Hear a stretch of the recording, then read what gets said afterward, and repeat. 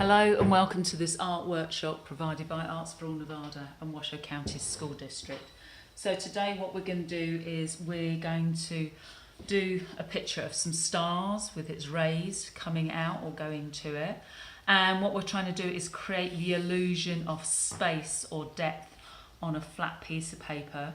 And we're going to explore the technique of monoprinting to create our image. So what we're going to need is a piece of construction paper or mixed media paper. It needs to be something that's quite thick to be able to stand being made very wet. About 6 pieces of different coloured tissue paper. I've chosen some warm colours that go together and also one blue as a contrasting colour, just add interest to our piece.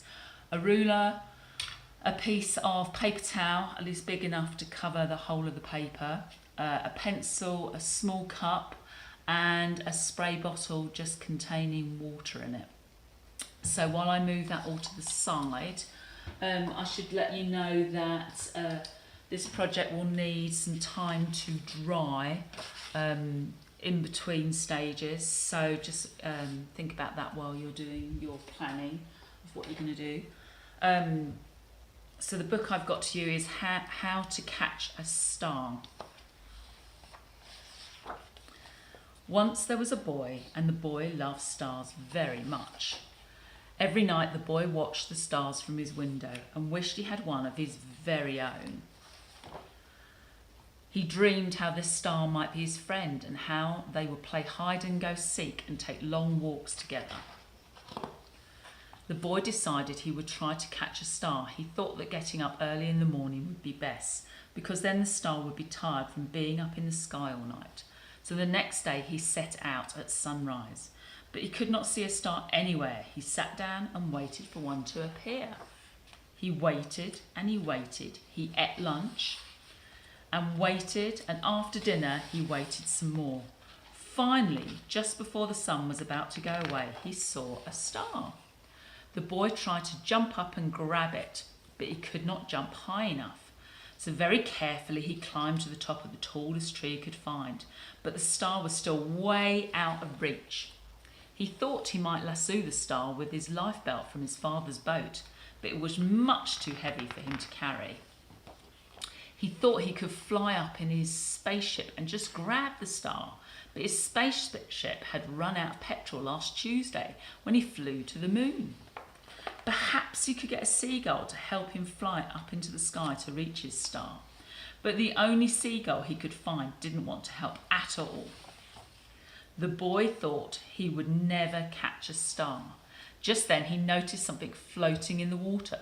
It was the prettiest star he'd ever seen, just a baby star. It must have fallen from the sky. He tried to fish the star out with his hands, but he couldn't reach it. Then he had an idea. The star might wash up on the shore. He ran back along the jetty to the beach and waited and walked and watched and waited. And sure enough, the star washed up on the bright golden sand. The boy had caught a star of his very own. And there he is, the boy and his star, sitting reading this book. So it's nice just to look at that. That's his idea, or the illustrator's idea of the star. We can make ours how we want to. So just keep that in mind. You can do your own sort of star. So this is an image that I've got to show you. It's by an artist called Bridget Riley, who is an English artist. This piece is called Blaze, and it was done in 1964. She was born in London in 1931, but at the outbreak of the war, she moved to Cornwall, which is a long way from this capital city, just for safety.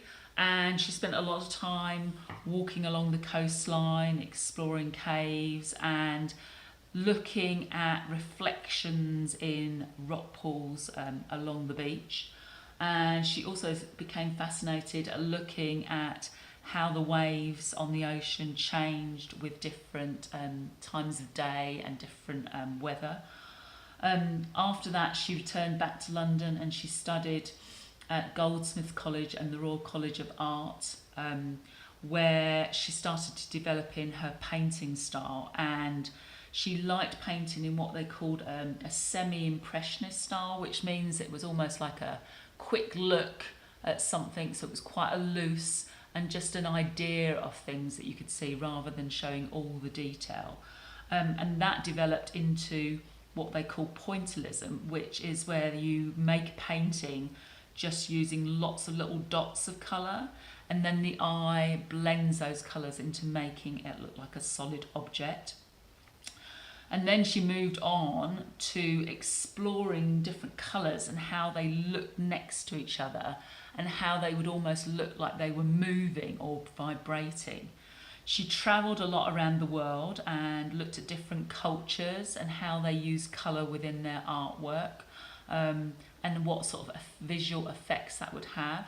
And all this research and developing her art ended up getting her to work in this sort of style, which is called op art. And the whole idea of this is, you can probably see even just looking at it through the screen, it makes your eyes feel like they're a bit funny or they're moving. So your eye is trying to process what it can see, and the brain is fooled into thinking that maybe the lines might be moving, or are they going down into this space, or are they coming out in this space? It's really quite hard to tell. But this was a style that she worked in black and white, but in colours as well. So we're going to use this idea of trying to use lines to create the idea of things going either into a space or out of a space. We're going to put a star in the centre of ours, and our lines are going to be a bit straighter. So it's obviously a lot simpler form of this, but it's the same sort of idea of fooling your eye into thinking something else is happening. So some of the words that we've already used and we are going to use are monoprint, transfer, and optical illusion. So we've done printing before, and we've done it with stamps, and you can see if I put some ink on here and I press it down, I can repeat that and get the same image. And I could keep going all over a paper and create a pattern.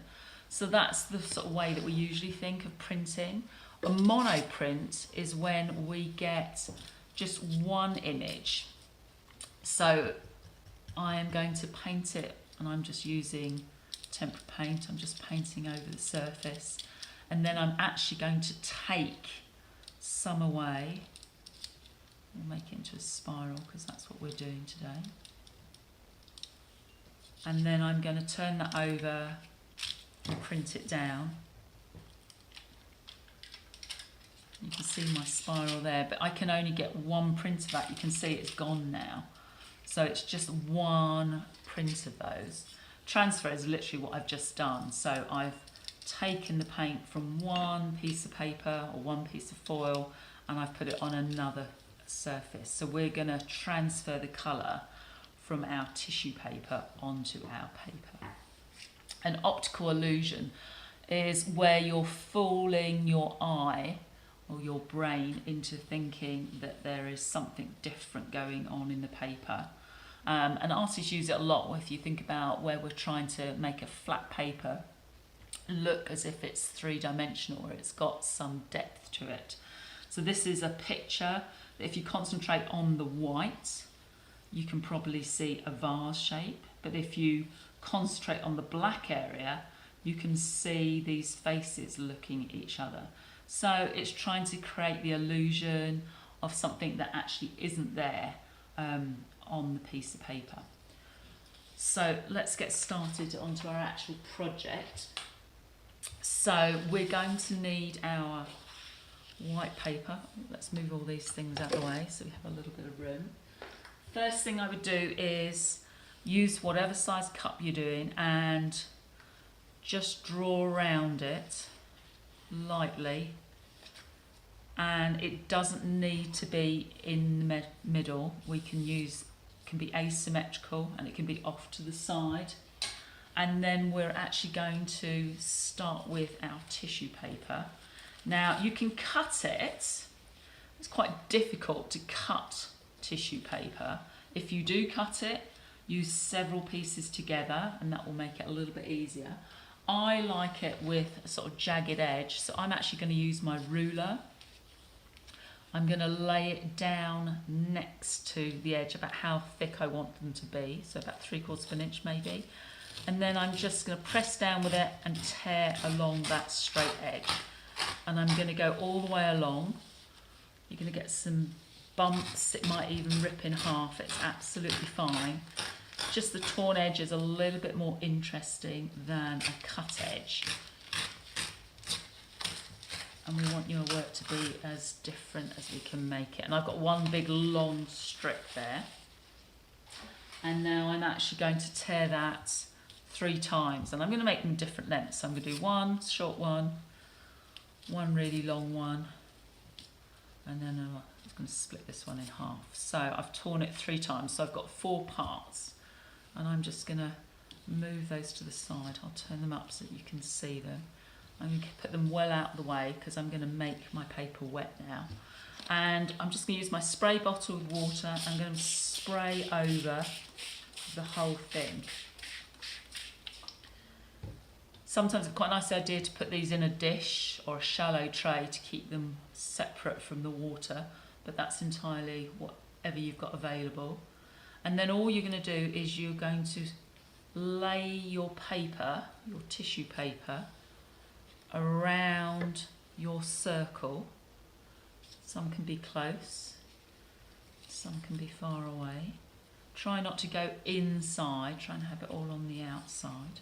It might even go off the edge of the paper, it's absolutely fine. They might overlap. But start working around your paper. They can come out further. I'm trying to use the long ones, that's what I need at certain points.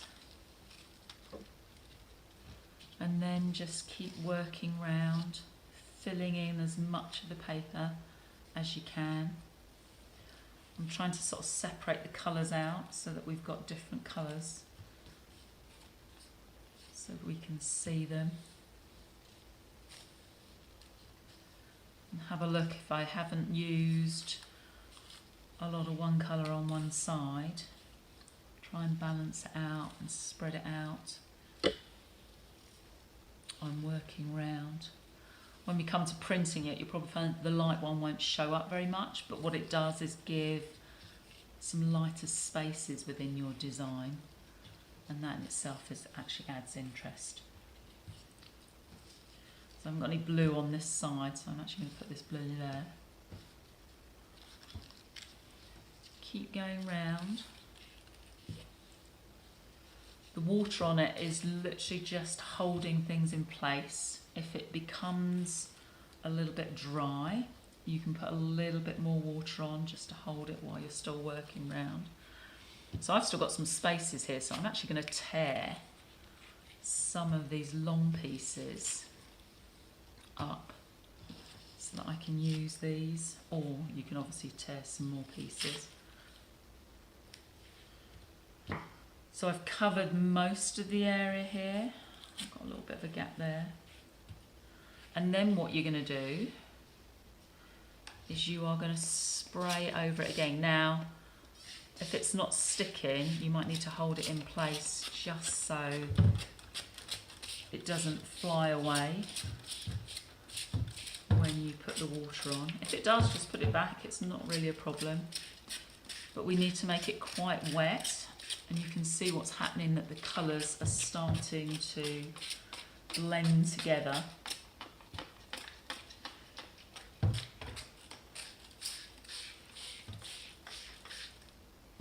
So you can see the colours are starting to drift and blend together. The whole thing's pretty wet. Just leave it for a minute and then get a piece of paper towel, put it over the top and then press down. quite like the colours that come up on the paper towel. Some of us have kept those for another piece of artwork because it looks very much like tie-dye. But that's something you can do, and you can put them to the side to dry. And it's quite interesting where these designs come up through it as well. So just take the extra water off. You can see how it's printed onto that side. But what I'm also going to do is now I'm going to actually take the tissue paper off, and I like to start with the edges, and you can see that the colour has transferred from the tissue paper onto the actual white paper, and the colours are maybe a little bit paler, they're not quite so intense. But you can see where they've mixed together to make other colours. So the paper, the white paper, is quite fragile at this stage, so be a little bit careful when you're going round. That's why I like working from the edges first. Some of these pieces aren't at the edge, so rather than scrape it, it's a good idea just to roll across, and it will come off. If you don't get them at this stage, they will come off when they're dry. I think that's all of them. So put that to the side to dry, and then we'll work on the next part of it. I've got one already done. It's probably going to take about an hour or so, depending on how warm it is, just so that the paper is dry enough so you can work on. You can see on this one, I actually ripped a little bit when I took the pieces off. Not a problem. When it dries, I've just put a little bit of masking tape on the back, and that's good enough to work on. So from here, I'm going to use my oil pastels over the top, and I'm going to just put a little bit more detail into my strips that I've done. I'm sort of matching the colours. They don't match exactly, but I may be giving some of the edges that disappeared, or maybe the ends to it so that it's actually quite square, or maybe you're going to change the shape of the ends. It's entirely up to you. It's just to give a little bit of definition to those things, those rays that are coming out. I don't have to cover the whole thing. I can just get some pieces.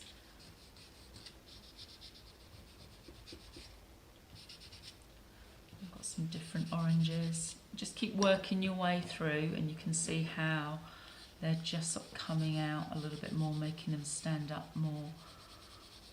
Just a little bit of shading, working your way around, and you can keep going. I'm not going to do all of it, just so that you don't have to listen to me doing this too long. I like the blue. It's also going to mix together there. So just keep working round so you've got the whole thing. And also we obviously need to do our star in the middle. So like the book, it can be your sort of star. You don't have to copy mine. I'm going to just do a really quick 5-pointed star. If you want, you can use maybe like a block that's a star shape, or a cookie cutter that's a star shape, and draw around that. And then I'm going to colour it in, mixing my different colours together. The oil pastels you can use lightly, or you can press down with them so the really colour stands out.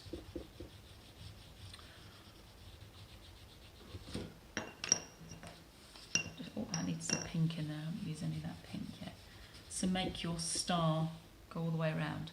Before I move on, I just wanted to show you another one that I did in a slightly different colourway, because you don't need to keep to the same colours as that. So obviously I've used blues and greens and yellows in this, and then I've also added some more lines coming out to make it look like it's sparkling, or maybe you're going to actually add in dots around your piece as well if you feel you want to. So whatever you want to add to your piece is absolutely fine. I like both colourways. It's quite nice to have the difference between the two. But obviously you can choose whatever colour tissue paper and oil pastels you want. So have fun experimenting with the mono printing and the oil pastels on top, and how different they are. But the shading will also help to give a little bit of depth to your piece. If you've done that, we can carry on experimenting with your idea of an optical illusion. And this is just a piece I've done, which maybe you could either hang up on the window or maybe on a wall, and depending on the way you look at it, will either make it look like it's a solid piece or if you've got the shapes in it. So all I've done with this one, black piece of paper, folded it in half, and then folded down the edges, and I'm matching them on both sides. And these are just guides for cutting, really. And then all you're going to do is you are going to cut with a pair of scissors. Probably about 1/2 inches apart. You can measure it if you want. I'm just doing it by eye. All the way along. I'm just cutting up to that fold line. That's the reason I did it, so that I know where to cut to. Make it nice and even. And then to make the optical illusion, I'm going to push every second one back.